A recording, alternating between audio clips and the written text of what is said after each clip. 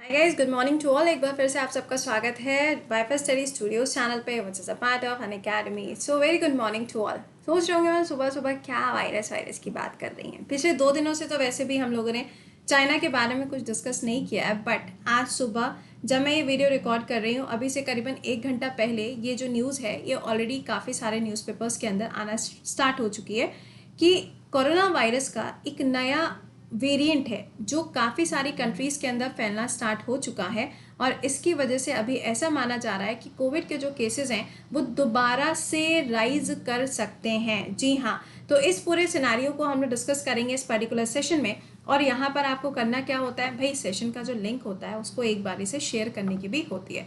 तो एक बार से सेशन के लिंक को शेयर कर दीजिएगा अपने फ्रेंड्स के साथ में, so that they can also join and they can also check the session. ठीक, चलिए अच्छा, अब आपको समझाते हैं कि हुआ क्या है और ये नया लैम्डा वेरिएंट है क्या। लेकिन इसके अलावा डेली बेसिस पे करंट अफेयर्स के लिए आप ज्वाइन करना ना भूला करें। सुबह 7 बजे only on wifi study studios, इसी चैनल पे आपका क्लास होता है जो आपके हर एक एग्जाम के लिए इंपॉर्टेंट होता है। चलिए अच्छा, अब समझते हैं कि हुआ क्या है लैम्डा वेरिएंट। आप कहेंगे मैम वेरिएंट का मतलब क्या होता है? ऐसे तो हम बहुत सारे वेरिएंट्स के नाम सुनते रहते हैं, but what is it actual में होता क्या है? तो इसको ये समझ में आने वाला एक कॉन्सेप्ट है। देखिए होता क्या है, जब हम कोविड की बात करते हैं, जब हम कोरोना की बात करते हैं, आपको मालूम है कि इसका जो वायरस है उसका नाम क्या है? SARS-CoV-2 इसका नाम है।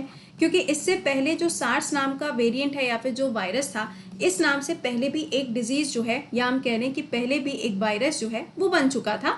तो अब यहाँ पे इसका जो नाम है वो क्या रखा गया है? वेरिएंट 2 के नाम से रखा गया। अब कोविड के जो बहुत सारे आप वेरिएंट्स देख रहे हो, वेरिएंट्स का मतलब क्या है? वेरिएंट का मतलब है कि उसके अलग अलग रूप आपको देखने को मिल रहे हैं। फॉर एग्जाम्पल आपने देखा होगा गामा है, अल्फा है, डेल्टा प्लस है, कापा है। ये कुछ ऐसे नाम है जो आपने अभी रिसेंटली न्यूज़ में देखे होंगे, ये काफ़ी ज़्यादा चर्चा में रहे हैं। लेकिन अभी क्या हुआ है, अभी टोटल माना जा रहा है कि 29 कंट्रीज ऐसी हैं जिनके ऊपर खतरा जो है वो मंडरा रहा है। ऐसा क्यों बोल रहे हैं, चलिए समझते हैं इसको। वेरिएंट का मतलब होता है कि उसके अलग अलग रूप होते हैं, और ये जो अलग अलग रूप आपको देखने को मिल रहे हैं, इसी की वजह से WHO ने इस पर्टिकुलर लैम्डा वेरिएंट को रखा है किसके अंदर? वेरिएंट ऑफ इंटरेस्ट के अंदर। किसके अंदर रखा गया है? वेरिएंट ऑफ इंटरेस्ट के अंदर रखा गया है। अब आप कहेंगे कि मैम वेरिएंट ऑफ इंटरेस्ट का मतलब क्या होता है?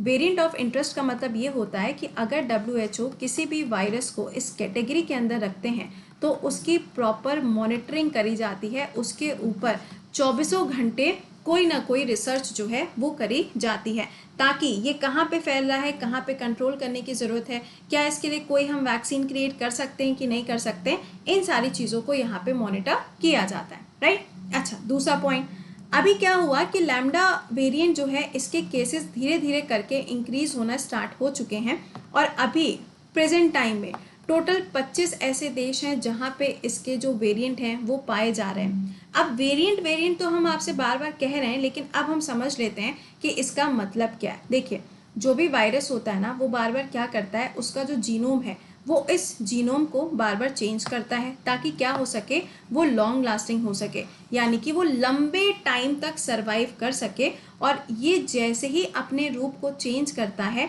इसको बार बार स्ट्रेंथ मिलती रहती है, ताकि ये क्या हो पाए, एक से दूसरे में, दूसरे से तीसरे में, तीसरे से चौथे में, इस तरीके से वो ट्रांसफर करता चला जाएगा। क्यों? क्योंकि ये तो जूनोटिक है, ये तो हमें मालूम है ना, ये क्या है, जूनोटिक है। और जूनोटिक है तो आप जानते ही हैं एनिमल से क्या होगा, ह्यूमन में, और ह्यूमन टू ह्यूमन फिर वो ट्रांसफर होता चला जाता है। तो इसका जो जीनोम है वो क्या होता है, बार बार चेंज होता रहता है। यानी कि आप एक तरीके से कह सकते हो कि इसका जो बेसिक स्ट्रक्चर होता है वो बार बार क्या होता है, चेंज होता है। और इसी बेसिक स्ट्रक्चर के चेंज को हम क्या कहते हैं, म्यूटेशन के नाम से जानते हैं। अब सवाल ये आता है कि ये जो वायरस है इसकी शुरुआत हुई कहाँ से? तो सबसे पहले ये जो वायरस है ये कहाँ पाया गया? पेरू के अंदर पाया गया। अब आप मुझे कमेंट सेक्शन के अंदर आंसर करके बताइएगा कि कापा नाम का जो वेरिएंट है वो अभी रिसेंटली इंडिया के कौन से स्टेट में देखा जा रहा है, उसका नाम कमेंट बॉक्स में आंसर करके बताते चलो। और सेशन को प्लीज़ लाइक और शेयर करते जाया करो, क्योंकि रिकॉर्डेड सेशन ही है, लेकिन फिर भी यार थोड़ा तो कम से कम काम कर ही लिया करो, है ना। अब पेरू के अंदर इसके केसेस पाए गए। अब लैम्डा वायरस जो है या फिर जो वेरिएंट है, इसको C.37 या फिर कह लो C.37 के नाम से भी जाना जाता है। पहला केसेस जो है इसके वो दिसंबर 2020 में पेरू के अंदर मिले, लेकिन अब प्रेजेंट टाइम में टोटल 25 ऐसे देश हो चुके हैं जहां पे आपको इसके जो केसेस हैं वो नज़र आ रहे हैं। आप कहेंगे कि मैम इंडिया में है क्या? अरे भैया थोड़ा शुभ शुभ बोलो।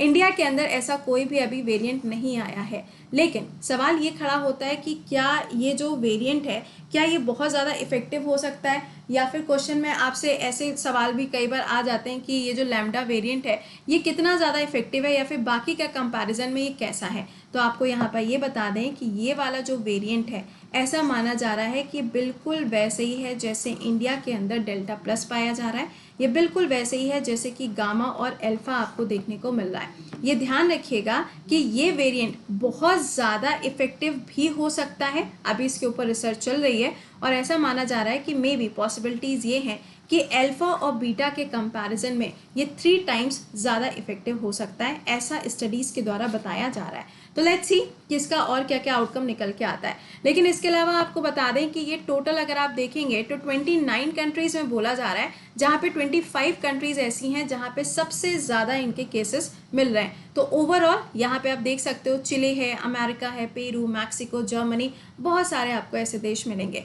और इससे पहले भी ऐसा हुआ था कि टोटल 8 वेरिएंट WHO ने आइडेंटिफाई किए थे और इन 8 को अलग अलग नाम दिया गया था। जैसे कि अल्फा जो है वो ब्रिटेन के अंदर हो गया, बीटा साउथ अफ्रीका में हो गया, गामा ब्राज़ील के अंदर, इंडिया के अंदर जो पाया गया वो कौन सा था? डेल्टा था। और कापा जो है वो भी इंडिया के अंदर पाया गया और अभी रिसेंटली इसके जो केसेस हैं वो आपको यूपी के अंदर देखने को मिल रहा है। तो थोड़ा सा इस स्टडी के ऊपर नज़रें बनाए रखिएगा, कुछ भी अगर आपको अपडेट मिलता है तो उसको थोड़ा थोड़ा करके पढ़ते रहना ताकि आप भी अपडेटेड रहें, ठीक है। तो हाउ वाज द सेशन ये कमेंट बॉक्स में बताइएगा। और हाँ, आपको ये चीज़ ध्यान रखनी है कि जितने भी शॉर्ट वीडियोस होते हैं वो आपके लिए बहुत ज़्यादा इन्फॉर्मेटिव होते हैं, जस्ट चेक देम आउट, ठीक है। चलते फिरते खाते पीते any time you can check them out, ठीक है।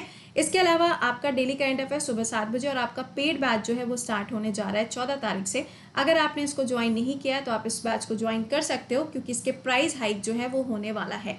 एसएससी की तैयारी करो, रेलवे है, एनडीए, सीडीएस, एनी एग्जामिनेशन जिसमें जीएस, मैथ, इंग्लिश और रीजनिंग आती है, आप इस बैच को ज्वाइन कर सकते हैं। कोड विल बी कृति 10। तो आप अभी यहाँ पे देख सकते हो कि अगर 6 मंथ के लिए ज्वाइन करते हो या फिर अगर 1 साल के लिए ज्वाइन करते हो तो दीज आर द प्राइजेस, आप इसको चेक कर सकते हैं एक बार ऐप पे जाके। एंड बाकी आपके टेस्ट जो है वो हर संडे को होता है स्कॉलरशिप टेस्ट, जो आप ज्वाइन कर सकते हैं बाय यूजिंग द कोड कृति 10। चलिए अच्छा, तो मिलते हैं आपसे कल सुबह। टिल देन खुश रहिए, मुस्कुराते रहिए, bye bye and take care.